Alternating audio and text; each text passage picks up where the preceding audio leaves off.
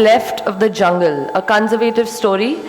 It's an illuminating glimpse into one of the most complex landscapes in India, making one think about deep environmental questions relating to ecological history, rights of people in conflict zones, and rights of biodiversity and more. He is doing a lot of things in Nagpur. Nagpur is becoming one of the most happening places in India. So with that, I'm very glad that I see a lot of smiling faces here interested in this topic and the conservation of our jungle. So today's topic is What's Left of the Jungle, a conservation story. It is an illuminating glimpse into one of the most complex landscapes in India, making one think about deep environmental questions relating to ecological history, rights of people in conflict zones, rights of biodiversity, and more. Today's moderator, I do not want to take too much time because I feel the conversations are so important and we get to learn so much. And then we will, open the session to all of you to ask your important questions. So without further ado, let me introduce the moderator of the session. Ajay Jain is an author, photographer, blogger, and journalist. He's a traveler, literally and metaphorically. He's been traveling the world for close to 2 decades, but his first love has been driving across the Indian subcontinent.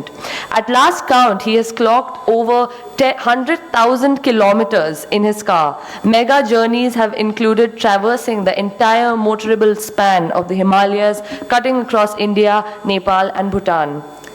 An engineer and MBA. Just like most of us. He followed conventional careers in technology and sports management before taking to journalism, writing, and photography as his full-time vocation, which all of us will be eventually doing, I feel. His travels led him to set up the popular Kunzum Travel Cafe, a unique place binding time and culture, a social hub where to be inclusive is to breathe. Moving on to the main person that we're here for, Nitin Sekar. He is a conservationalist scientist interested in human rights and animal welfare in wildlife conservation. His writings have been published in the Science magazine, Economic and Political Weekly, The Guardian, and the Indian Express, and his research has been documented in the New York Times, the Washington Post, and the Hindu. He has a PhD in ecology from Princeton University, and his technical work has been published in journals like Ecology, Journal of Ecology, and Conservation Biology. Nitin currently serves as a WWF India's national lead for elephant conservation. Without further ado, let's have our moderator usher our author to the stage, and let's have a huge round of applause for them, everybody.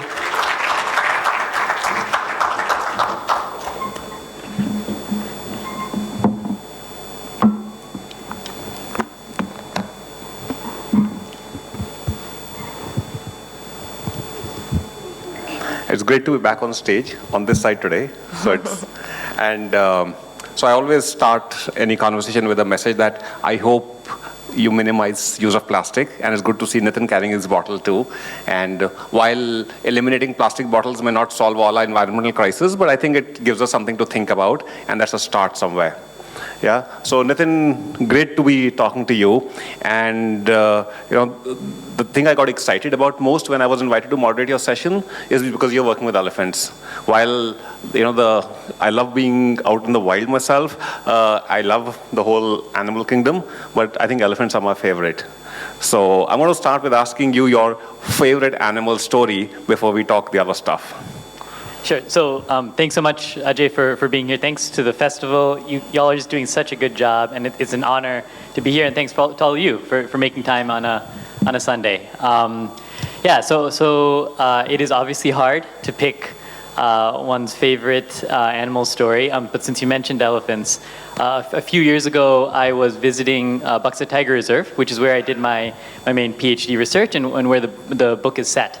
And I was at a tower with the star of the book, a man named Akshu Atri, who was born and raised in Buxa Tiger Reserve and still lives there, and my soon-to-be wife. And so we were just at this tower, and they put some salt out near the tower to try and attract wildlife. There aren't that many tourists. I guess the forest guard just like seeing animals, and so they would do that. And that day, it happens to be that there was a peacock sort of dancing around near the water and near the salt. And he was, sort of minding his own business. And then at one point, a single elephant came out of the forest to eat the salt. She was very confident, and it was a female. And then she walked right out, she went to the water, she drank a little, and then she started eating the salt. And suddenly when the peacock was dancing, somehow he went closer to her. He went close to the elephant. And to our surprise, the elephant ran away. She ran into the forest, right? And then and then you could see that she was sitting at the edge of the forest watching as this peacock was dancing. And she actually at one point even put her trunk up in her mouth, which is how elephants will comfort themselves by putting the tip of their trunk in their mouth, and that's how it's a sort of a sign of pensivity. And so then the peacock moved a little bit out of the way, and so the elephant started coming back. The peacock moved towards her. She ran to the forest again. After a while, she actually charged towards the peacock to kind of scare it. The peacock thought, I'm in an elephant's way. So he took a few steps out of the way. His tail went down. And so she came a little closer. Again, he started dancing. Again, she ran away. And so I was just struck. You would never think a peacock would scare or an elephant would be afraid of a peacock. She was an adult elephant. It wasn't new for her. But still that kind of dynamic was there. And so, you can spend a bunch of time with elephants. You can spend your whole life watching elephants. But their personality, the diversity, it's striking. And that's the kind of thing seeing helps you. It makes you feel richer to be around wildlife. Yeah. And you mentioned Akshu, the protagonist of the book. Very early on, he felt he had scared the wild water buffaloes away, right? So the peacock must have felt the same as Akshu did at that time.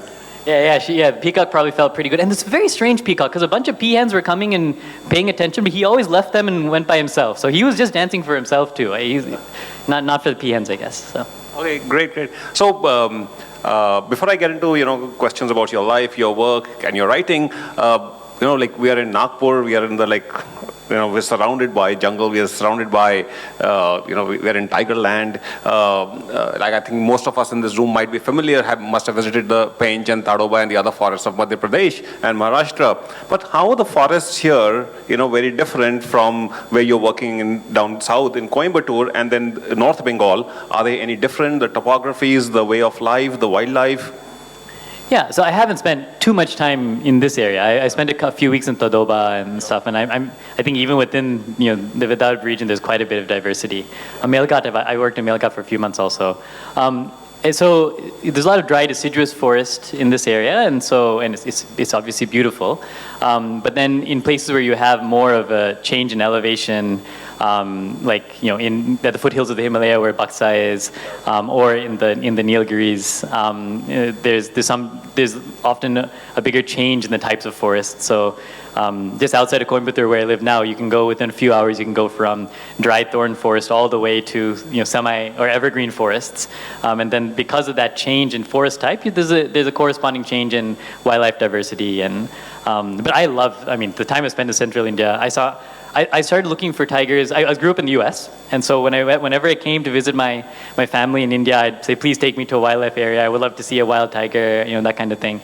And so I started looking for a tiger when I was 4. And when I finally saw a tiger, actually I was 23. And the first time I saw them was in Tadoba. So in that sense, I fulfilled a life ambition just in this region. It's great to be back here after so much time. And have you spent time out in the wild in North America? A little bit, so surprisingly little compared to in India. I think that in some sense I sort of fell prey to a fallacy about what wilderness really is. Growing up in Alabama, I watched these documentaries, and most of the documentaries, especially in the 80s and 90s, were about Africa and a little bit about Asia. And so that's what they showed to be wilderness. It's always the biggest animals, right? The lions, the tigers, the elephants, that sort of thing. And especially in those days, the U.S. didn't have as much wildlife where I was. The Americans had killed off most of the wolves in the country, almost all of them in the lower 48. Grizzly bears had been hunted down. Even black bears were relatively rare, cougars. And a lot of the deer, actually, the populations, elk and such, had been decimated by overhunting and that sort of thing. And so I grew up in sort of thinking in the U.S. I thought, the real wildlife is in India. And it's also, I felt that cultural connection. You know, my pati, my grandmother would tell stories about langurs or elephants and that kind of thing. And only now I realize, or later in life I realized that even, if you go outside, you watch small birds, you watch small chipmunks, small rodents, like that's all wildlife. I know very little about the behavior of crows. I know very little about the culture of crows. And they're one of the most common species. And so I think that's one thing that we can all actually kind of sort of break down in our head. And instead of thinking the only way to see wildlife, only way to engage with other species is to go to Kaziranga, Tadoba, to go to those places. That actually, even in an urban environment, especially in India, there's so much life around us that we can kind of commune with. So I think now, when I go back to the US, I see it a little bit more open-mindedly than I did growing up. So in your book, you talk about, Akshu and his family and his whole community. They have a certain relationship with the jungle and its inhabitants, right? I don't know whether you'll call it symbiotic or there's some other word for that. But likewise, from, what I've heard from friends, who've had houses in Coorg down south, and even Coimbatore region and all, because there's a huge elephant population, they would come and knock down their fences and all and stuff like that, right? So, it's like one man's conflict is another man's coexistence, right? So, tell the audience about this whole relationship that people have with the jungle and its inhabitants, and in your story, what's it all about? Yeah, so I think perhaps as an outsider, because I grew up outside this country, it was particularly striking to me how Indians sort of deal with non-humans. And so just to give you kind of an example in contrast. So the main protagonist of this book, Akshu Attri, like I said, he's born and raised in what would become Buxa Tiger Reserve. And he's still to this day, he's classified as BPL. He grew up in a much worse state where he didn't always have enough food to eat, where they weren't able to afford a good education for themselves. He lost one of his siblings to a completely preventable disease, just because they couldn't get good health care. And so for him, they were always living on the margins. His family was living on the margins. And yet, so when elephants came, sometimes they would eat some of their crops. In one case, the elephants came and knocked down the kitchen outside their house and took some of the food that they had for their cattle and took it into the forest. In one case, one particular elephant actually knocked down a house and in the process killed an Adivasi woman who was just living down the path from him. Obviously, there are times when he felt like he hated that elephant that did that. At his worst point, he even maybe hated all these big male elephants that raided crops. But he never sort of had this sense that we should exterminate elephants overall. There's sort of this sense that, okay, this is their land too. We sort of are going to have to learn to live with each other. You contrast that with where I grew up in the U.S. I grew up mostly in Birmingham, Alabama, in the southern U.S. And we would have, all of our houses we had pretty good yards. We had, chain link fences. I would say a lower middle class neighborhood sort of thing. So not the poorest, not the richest, but everything was fine. We had enough food. We had good houses. Nothing's going to knock down our house. And some of my neighbors would pull out their guns because in the yard, and there's a big yard, they're not using it for anything, right? They don't have kids that use nothing like that. In their yard, sometimes a chipmunk, which is this small rodent. It looks like some of those are squirrels that have stripes here, but they don't have long tails and they burrow in the ground. A chipmunk would dig a hole in the yard and make a home. And they didn't like that. They didn't like a hole being in their otherwise perfectly manicured yard. And they'd pull out a BB gun or a shotgun and shoot the chipmunk. And just think of the contrast, right? On the one hand, you can't coexist with a small little rodent that actually isn't causing any harm to you at all. Yeah. On the other hand, you have people dealing with these, 5,000 kilogram beasts that come over and knock down your house and take things that you justifiably could say you need to survive. And so to me, I think because I grew up between those two cultures, I'm naturally fascinated and perplexed in some ways by the willingness of Akshu and others to live with all the inconveniences and the true troubles that come with living with wildlife. And the thing that you said, right, that for some, in one house, maybe Akshu's parents were like, okay, yeah, the elephant knocked down our kitchen and took some of our stuff, but it's okay, we can rebuild the kitchen, right? And you appreciate that tolerance. But if someone had said, you know what, this is ridiculous. We shouldn't have to live like this. I want to protest. Next time an elephant comes and I feel personally threatened, I'm going to shoot it. Now, I can't actually say that, I live in a very comfortable place, right? Yeah. So I can't say that's unreasonable. It's not unreasonable. And so to me, as conservationists working in a country with such deep inequality, yeah. the question is, how can we make coexistence truly fair, truly just, not something that people have to live with, right? Or where we take advantage of their willingness to tolerate so much. But we say instead, okay, how can we make sure that you have a safe environment? You don't have to really worry about elephants coming in and killing your kid on the way to school. You don't have to worry about leopards maybe taking your kid when they're playing. How do we make it such that it's fair the way we do conservation, but still there's space for this wildlife to exist? And the great thing is that we're not necessarily imposing that on so many people, because Akshu's family and so many other families, they actually want to coexist with wildlife. They want to make it work. They feel happy when they see elephants coming into the village. They're excited to see a leopard, right? So it's not that we're making them do it, but we should make it easier for them. It shouldn't be so unjust and unfair. And so the point of the book is, by telling the story of Akshu's life and his community, you kind of get a glimpse into what the problems are with the way conservation is currently done, but also what the promise is. How can we, by working with families like that, with communities like that, how can we make a more just version of conservation? Yeah, so, talking about conservation and then talking about development, right? It's, I think you start your book, with this whole question, and that's a question that's been, facing us for years now, right? Who makes the sacrifices for conservation?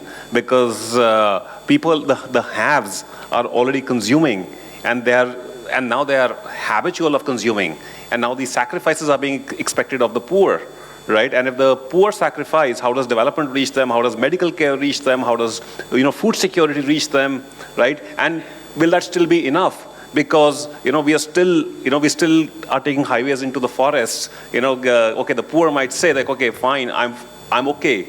Like, but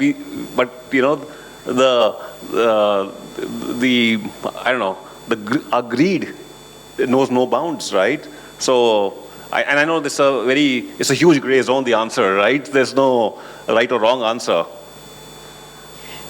Yeah, I think basically, so the field of conservation biology, which is the field I've essentially been trained in, right? So my PhD is in ecology, and I've studied lots of conservation.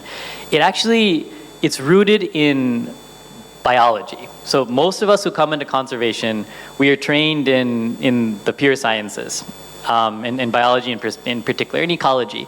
And so then when we come to these problems, we kind of try to think of them in terms of biology. And that's just not actually the right frame. Because the problem you describe right there it's an economic problem, right? It's a political problem of distribution of rights, of distributions of benefits and costs.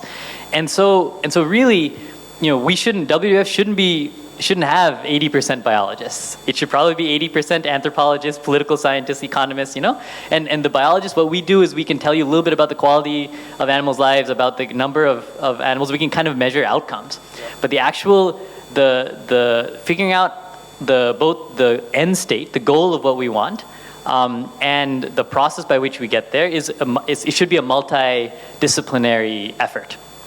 And so my sort of shorter answer to that, which obviously I can't by myself come up with a solution for anything, but I guess my feeling is that you sort of have a trilemma, right? So a dilemma is when you have two choices and you can only choose one. You can't have both things, right?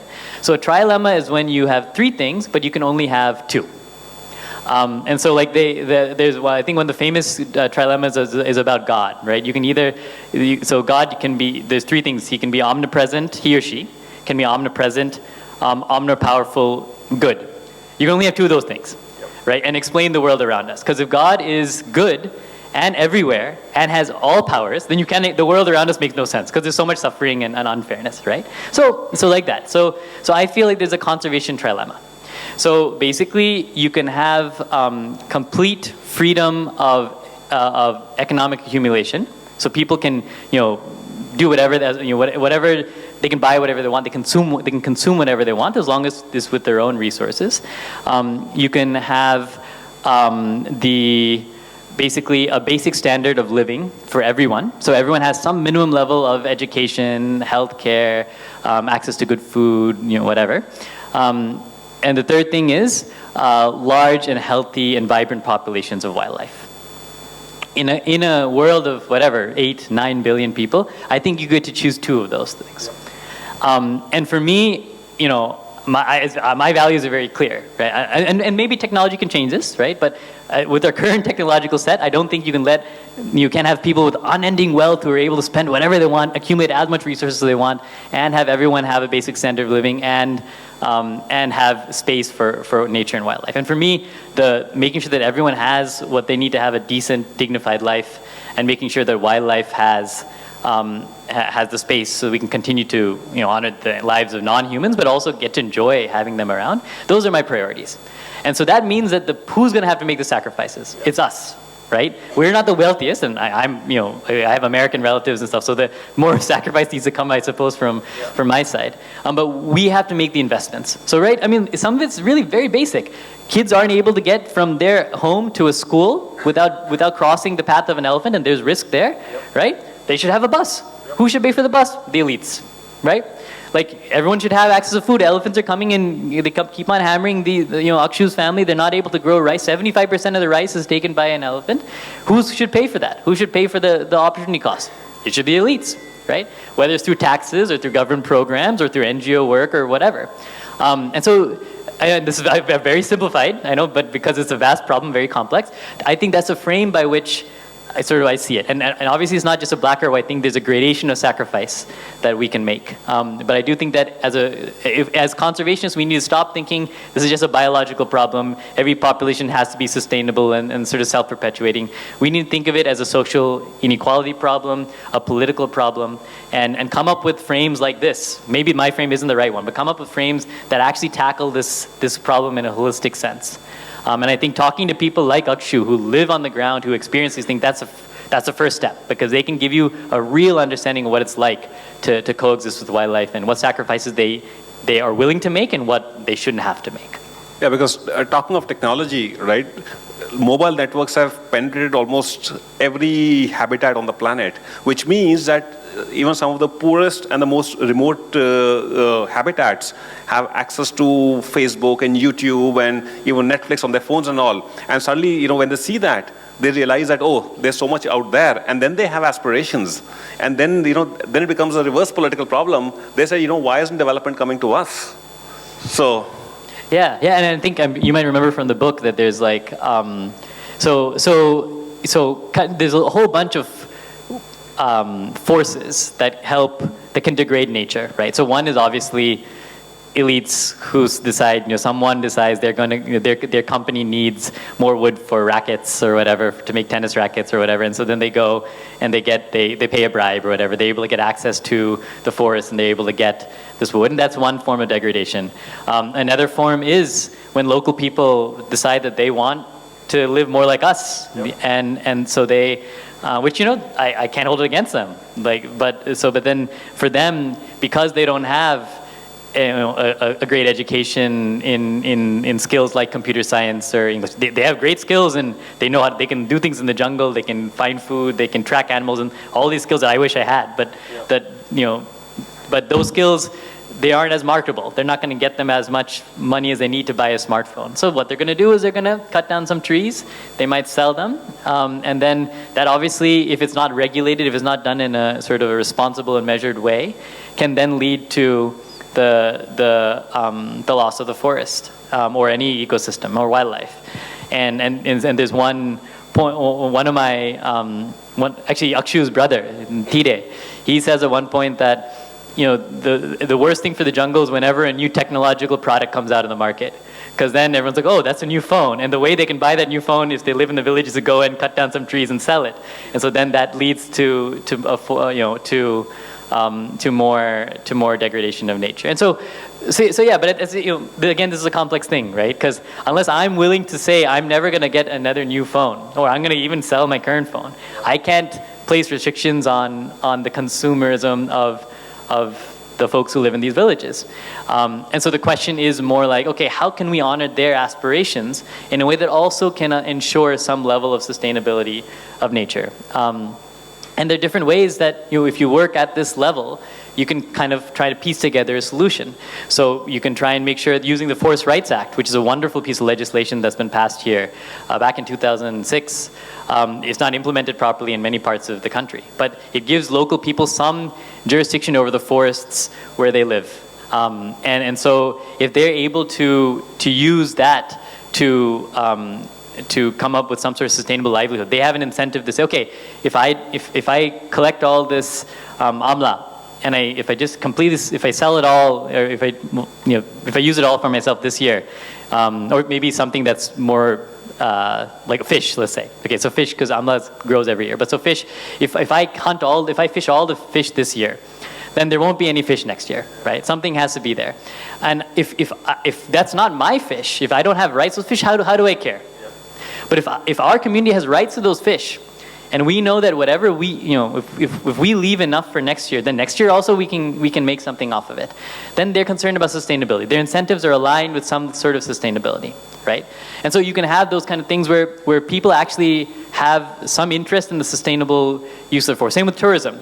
If they say, okay, around the village where Akshu lives, if the Akshu's community said they get 20%, 30%, 50% of the profits that come from tourism in the forests around their village, and they know, oh, well, we'll get more if we have more elephants around. If tigers come back, we'll get more visitors, we'll get more money from that. Then there's an incentive for them to keep the wildlife and the ecosystem in a state that's good for conservation. And so that kind of coupling can help them, you align the incentives of conservation and development to some degree. That needs to be regulated. You can't let everyone go in the forest, right? But at least there's some coupling. And the other thing is, the kids in the village where I was when I was doing my PhD, they wanted to learn how to use a computer. They recognized that if I can learn to use a computer, I can get other jobs. And Akshu for himself, he can do anything in the forest. His dad taught him how to find medicinal plants, how to track different species, and he was my field assistant because he had those skills. But for his kids, he wants them to learn to use a computer, to learn English, to go and get another job, and he wants them to come back and use their home in the jungle as a place for vacations, right? And I hope his nephew is interested in the forest, so his nephew is going to learn these skills on tracking wildlife and all that. But if his kids get another job that doesn't require them to exploit the forest to meet their developmental aspirations, then that's great. Right? So you can find negotiated settlements, basically, where the local people get a chance to meet their aspirations, but the wildlife still has a chance, and that has to be done through real connection and discourse with local people in their local context. So you went into Akshu's village and forest not to write his story, right? But you ended up writing the story, right? So what touched you that you needed to write this book? Thanks for that question. So I went to do my PhD.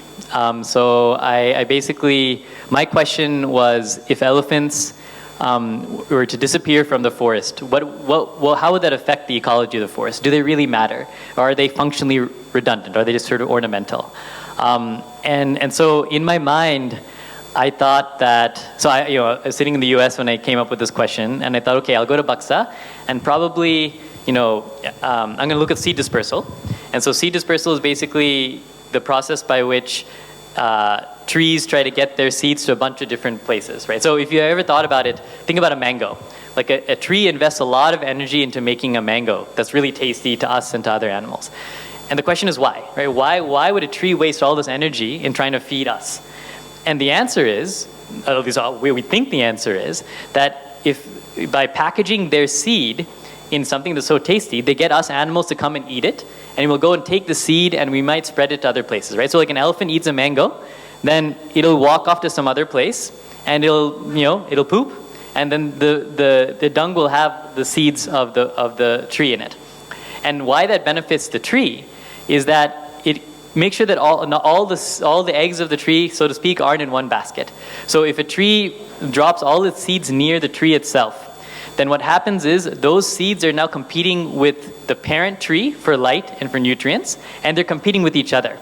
And if something eats seeds, so like a rat maybe eats seeds, the rat just has to find the parent tree and go, and you can eat all the seeds, and then none of them will survive, right? So what the tree has evolved to do is to package its seeds in fruits. And so then the fruits attracts animals. We eat the fruit and we disperse the seeds to different places. And some of those seeds will escape the notice of the seed predators like rats. And some of them will end up in a place with good sunlight, with good nutrients and so forth, right? And so basically the idea is that fruiting trees have evolved to make use of animals to disperse their seeds so that more of them will survive. And without the elephants, and without the monkeys, and without the civets, and without these fruit-eating animals, a lot of these fruiting species will decline in population. And that'll affect the broader ecology of the forest. So that was my idea, is okay, will the absence of elephants affect the dispersal of these species? And I thought, okay, in my mind, what are the other animals that might disperse these fruits? Maybe it'll be gaur, the big bison, maybe it'll be hornbills.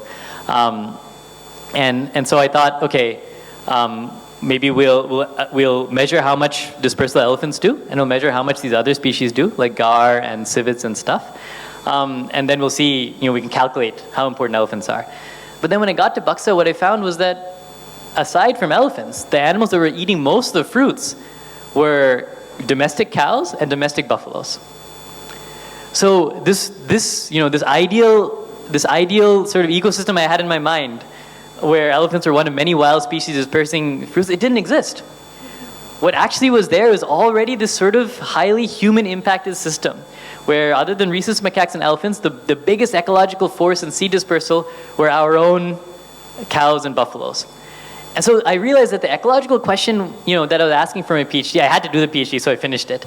But that wasn't actually the most interesting thing. The most interesting thing was, what is this new relationship that now humans have with the environment? What the stuff that I'm talking about that Akshu is going through, that Akshu's family and neighbors are going through, and how they had this negotiated sort of coexistence with elephants and other species. How does it work? And how can we honor the livelihood of Akshu and his neighbors, and also have wildlife? To me, that was the most interesting question.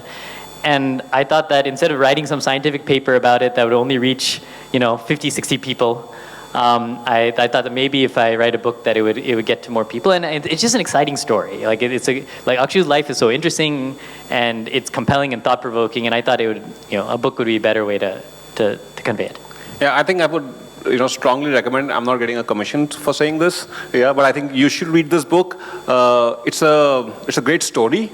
It's a great human story. I think it's a great nature story.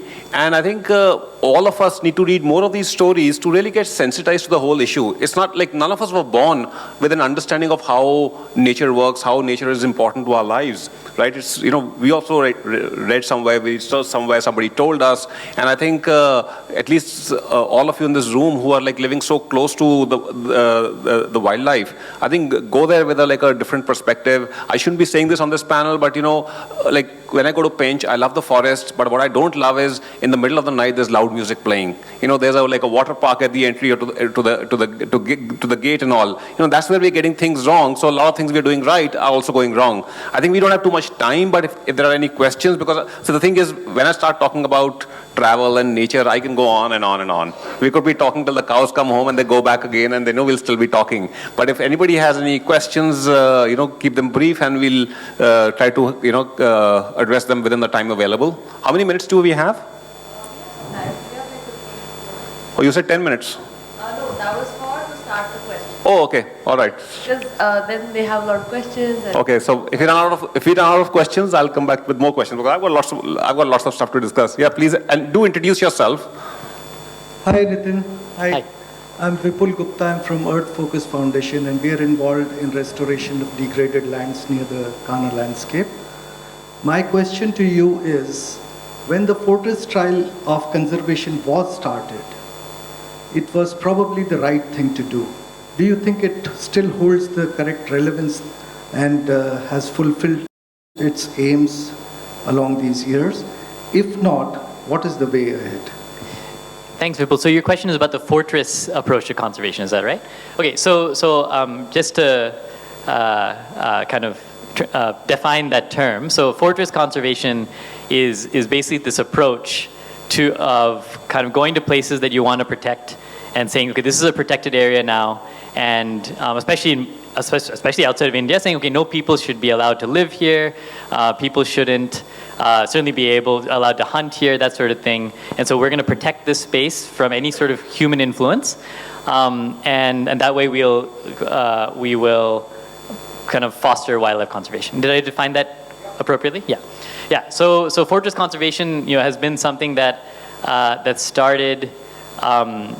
Well, I think there's been a lot of it through history, right? Even like a lot of hunting reserves and stuff in India and Africa and stuff were a form of fortress conservation. But the purest form now started in the US with Yellowstone National Park, where they basically took Native Americans that were living in Yellowstone, the Eastern Shoshone people, and said, yeah, you've been living here for a long time, but you don't, we'll give you something else, you leave, and we're making this into a national park. And so you're not allowed to hunt here, you're not allowed to do anything here anymore. And then the Eastern Shoshone, up until that point, had been coexisting with wolves and elk and all these other species and bison. They were kind of kicked off their land, and then that started this protected area movement across the world. And so, in some places, it was places where relatively few people were there, and they protected it, made a protected area. In other places, in much of the world, there's some people, either African folks or Indian Adavasis or Native Americans, that they kind of moved off the land, mostly involuntarily for a long time, sometimes with some voluntary trade-off. So they'll say, we'll give you some more money, we'll give you some land elsewhere.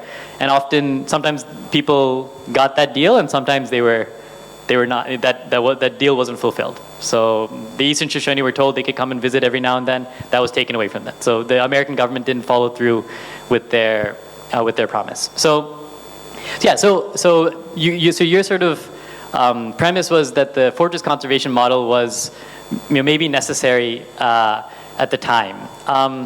And I think that I kind of struggle with that. I'm glad I don't have to make the decision of whether we go back and do it again, because so many people were hurt by that.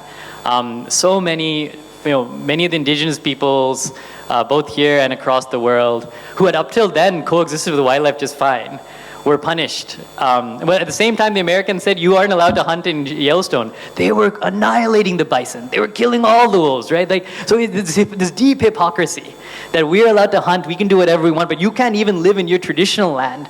That's actually the foundation of the fortress conservation model internationally.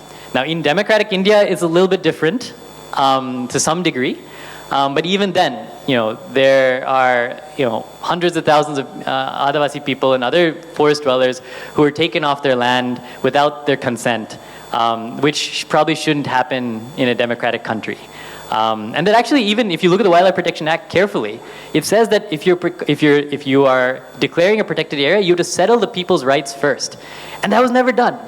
That was never done, right? So I'd say that maybe some version of fortress conservation, of like trying to really preserve areas as they were, maybe some version of that was necessary. But the way it was done was morally reprehensible. And I would maybe change how we did that. I would change how we did that if we were to go back.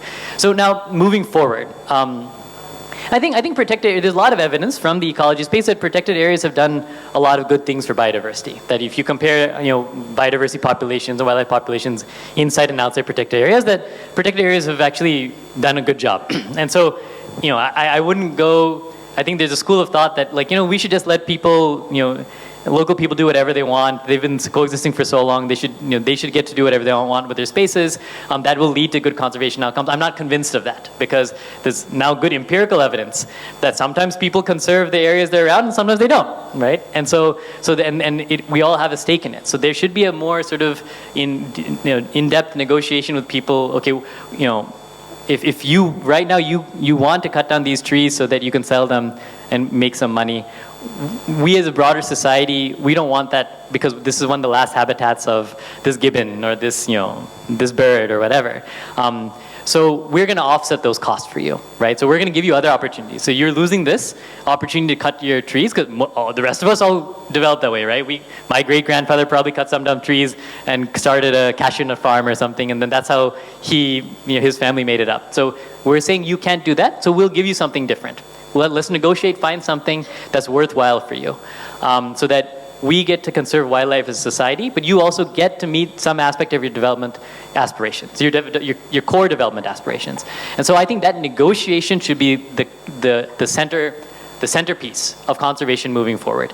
That the era of just coming down and from some place in New Delhi or Washington DC or London coming and saying, okay, this is now a protected area, that era should be over.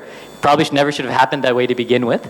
And that moving forward, this negotiation will be better. And it actually works for us in India because in India, we're actually willing to live with wildlife outside protected areas. Like I said, in the US, for the most part, even now, the bison come out of Yellowstone and then ranchers want to shoot them because they are afraid, even though there's no evidence, they're afraid that their cattle will get brucellosis from the bison, right?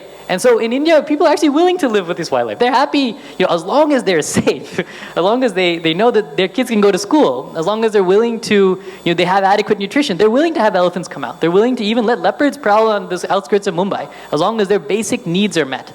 And so for us, if we're willing to go beyond the protected area model, we can actually make sure that a much larger area of India is friendly to conservation. Whereas if we stick with the fortress conservation model and we put all our eggs in that basket, 5% of India is in protected areas, 1% is in core area, and then we're stuck to that very small area. So I would say, fortress conservation model, I think we should move beyond it, and negotiations with inclusiveness and equity at the core should be the way we go forward. Sorry, that was a long answer, sorry. We have a question there. Hi. Hi. Please introduce yourself. Yeah, I'm Sanjay Shinde. Question to both Nitin as well as Ajay. Just an opinion and few suggestions on, within quotes, responsible, sustainable ecotourism. So you're asking whether that's possible? Responsible, sustainable ecotourism. Do you have thoughts on this? Very strong ones. Go ahead. Yeah, because I've been a travel writer, and I've been kind of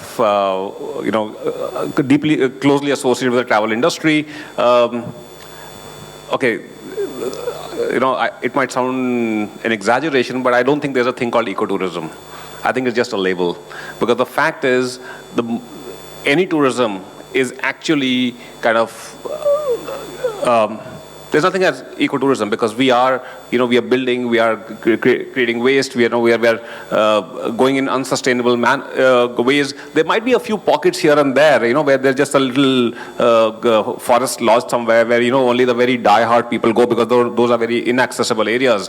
But I think the way we've done our tourism, it's mostly lip service, it's mostly greenwashing, right? And for example, I've been to so many forest lodges, right? And just one example, not one of them has a certified RO dispenser where I can refill my bottles. And that's only symbolic, right? And there is so much more. I have friends in the travel industry who are running lodges in Pench. They say we are eco-friendly. And I said, what do you do with your garbage? And they sheepishly say, oh, we bury it or we burn it. So there's a whole society, Ecotourism Society of India. It's run by friends. I shouldn't be saying this in a public forum, but I will say this. I think we should. It's better not to say we are ecotourism, right? Because what happens is, when you say ecotourism, others think, oh, that's the benchmark, and let me emulate that, and I'll also be eco-friendly. Right? If you don't call yourself eco-friendly, then others will also not try to emulate you. They'll say, okay, there's no such thing as ecotourism. But because the benchmark is set that, if they're doing it, that must be ecotourism, because we are not really deep diving into it, into what real. For me, there's nothing as eco-friendly when it comes to consumption, right? When you say, it is this shirt is made from recyclable material, it's recycled. The fact is that every piece of consumption is using, water, energy, generating waste, using chemicals. Even when you're recycling. The only way for me, the only truly eco-sustainable activity is to cut down on consumption of any sorts. For me, that is eco. And I can go on and on because that's a different subject altogether. So I think what I may not have traveled as extensively as Ajay actually, but at least for what I've seen, I'm hard pressed to think of too many places where I've seen responsible, sustainable ecotourism. So if it exists in a small minority of the places that claim that it exists. But I do think I've seen some places where it does exist, and I think therefore that it can be done. So the issue is, anytime you have one of these terms, they can be co-opted by people who really just want a way to access a certain market, right? So they're like, okay, if you have organic food, then they know, okay, if I can sell something as organic, then I'm going to get more people to buy my good. So I'm going to label it as organic, whether or not it actually is sustainable. So the only way to get around that I can think of is regulation. You have to have some sort of certification process by which the truly organic is distinguished from the not truly organic. And nothing's perfect. Everything, right now I'm breathing carbon dioxide. Like, just by living, I'm sort of, some consumption is baked into the act of living. And we're not trying to end that, right? What we're trying to end is, what we're trying to do is make sure that we can keep our consumption, keep our activities within an envelope that allows a fairness and a standard of living, both for all the other people and wildlife around us, and for future generations. And so then we need to take steps to figure out what that is. So the first is, okay, we had to define what is sustainable, what's responsible much more carefully. And there is literature on this, right? So I think the true ecotourism has to be economically sustainable. You have to actually be able to make enough money. It has to be a self-funding enterprise, unless you have a very generous donor. It has to be socially responsible, which means, like, for instance, if I go and create a completely environmentally sustainable ecotourism hut in Buxa Tiger Reserve, but none of the money goes to the people who live in Buxa. I'm taking the money and I'm living somewhere in Coimbatore or going to New York or whatever, then that's not socially responsible. If I'm basically if I have cultural events where I'm saying, okay, I get the local people to do their local dances or whatever, and we make money from that, but then they don't get any say in how those events are run, and they don't get a fair share of the money. That's not socially responsible, right? So it has to be economically sustainable, it has to be socially responsible, and then the third is environmental. It has to be environmentally sustainable. We can't be going and leaving a bunch of plastic. We can't be burying garbage outside that the local pigs and elephants are going to come and look for, and that kind of stuff. And so then once we say, okay, and what is environmentally sustainable as far as the number of people you can have? So can you really have in some parks you see just so many jeeps one after the other? Not just in India. This is across the world. It's an issue. Yellowstone's an issue. Serengeti, it's an issue. Masai Mara, I think. So just so many jeeps. The animals don't even have any sort of, like, their quality of life is reduced. Maybe their natural behaviors are affected, right? And so we need to actually, as a community, as society, think, okay, what is actually sustainable? How much can we consume? How many people can we sustain? What is socially responsible? We have to define that. And then we have to actually come up with a system by which some people are given this designation and they're monitored that they stay within this designation, some tour operators, and those that aren't don't get the label. And if you misuse the label, then there's some sort of regulation against that.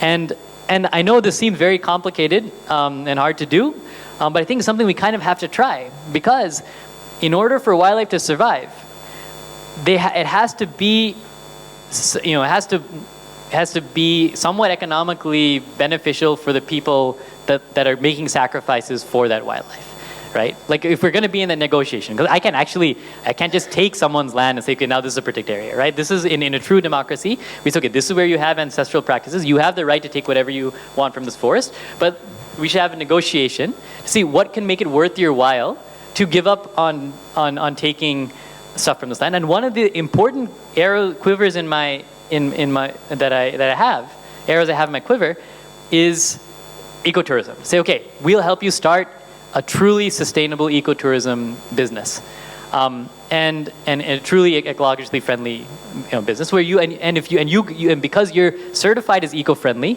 you're going to get a good clientele. We can help market that for you as well. And in Gibbon Wildlife Sanctuary, I was in Eco Lodge I went to recently. As far as I can tell, they're done very responsibly. They just let people live in their homes.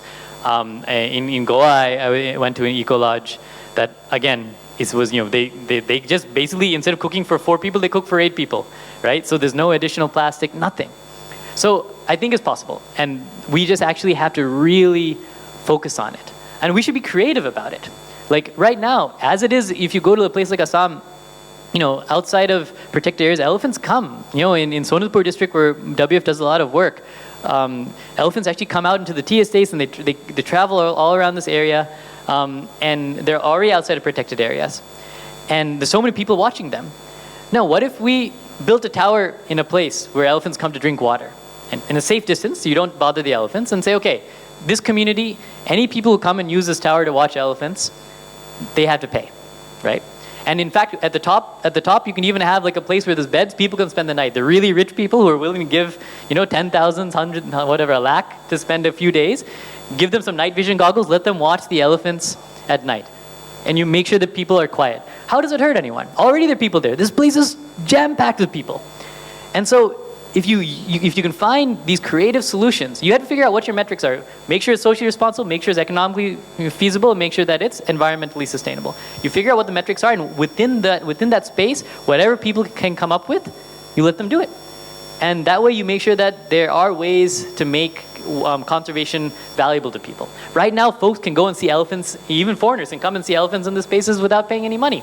Let's charge them for it. Let's charge us for it. Right? Because the local people are suffering when these elephants come out and take their foods. So they should also get some sort of payoff for that. So I think it's possible. I can tell you, I certainly feel as a part of WWF and as part of the conservation community, we have not tried hard enough to make sure that we define what ecotourism is and help come up with a certification scheme and implement it. So I'm reluctant to say it can't happen until we try harder. Yeah, and I think we should send tourists to big cities, which are a mess anyway, and to the natural habitats, only travelers should go.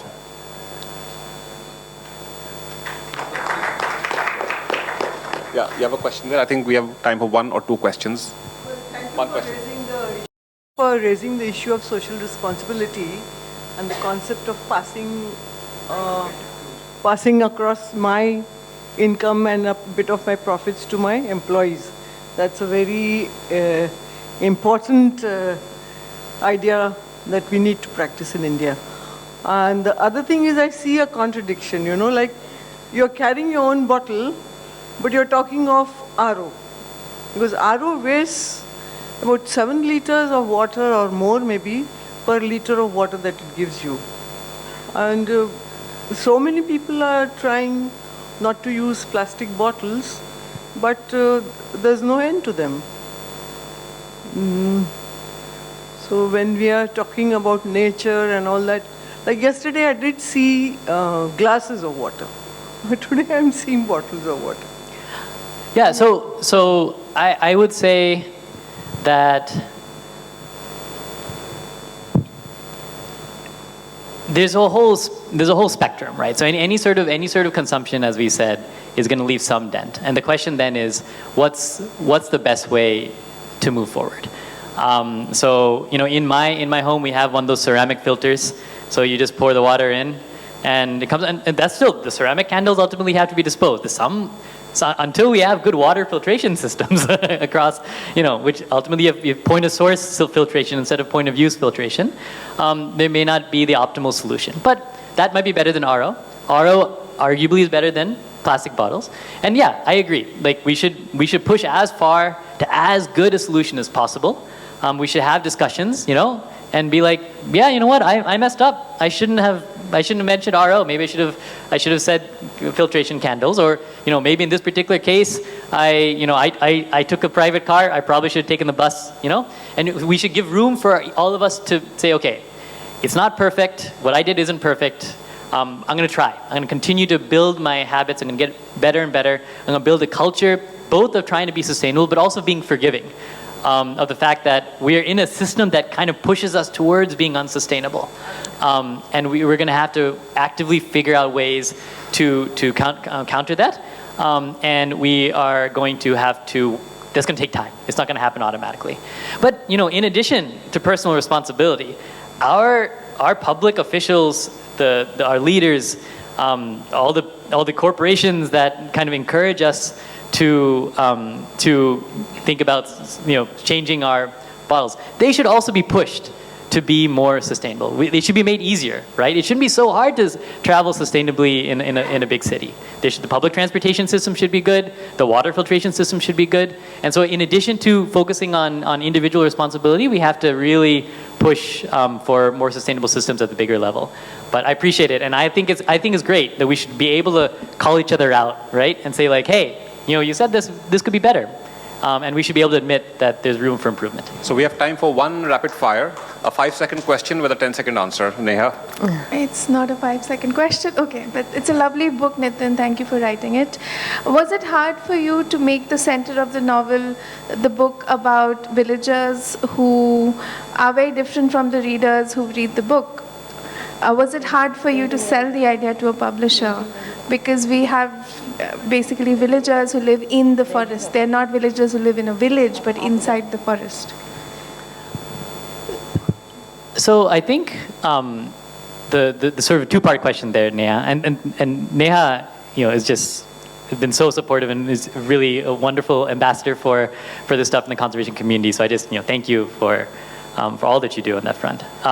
So I'd say I actually started writing this book when I was. Sorry, this is more than 10 seconds. Is it okay if I go? No. Okay. But I'm sure I have that the next session. Yeah, So hers is the I next can- session. yeah. So definitely she can, bring. I will answer it very quickly then. Yeah. I think that actually Akshu's story was very appealing to people because it showed publishers. The publishers thought it would show the public what it's really like to live in a protected area with wildlife, and I think they actually quite liked it.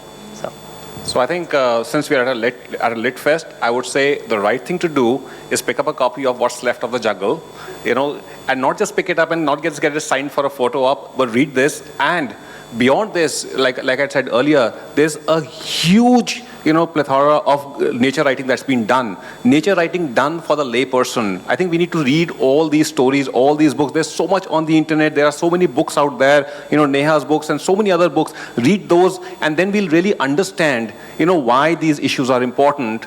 And, and then you'll realize that, our life is not to be determined by the stock exchanges. So, thank you, Nitin. That was great and engaging. Thank you, Ajay. Thank you so much. Thanks, everyone, for coming. And thank you for being such an attentive and a participative audience. On behalf of VLF, I would also like to say that the water bottles are because we, it's a voluntary program. So, the kind of changing the glasses, washing the glasses is like a time-taking process. But with that, I want to say that we also take responsibility to be better and put in an effort to not use plastic thereafter. So, let's just all be aware and change our realities. Moving forward, I would just like to present a one-of-a-kind painting to you by this person at Alag Angle Community. His name is Aryan Thavari, but he could not be here. So let's let the moderator present a one-of-a-kind painting for our dear author.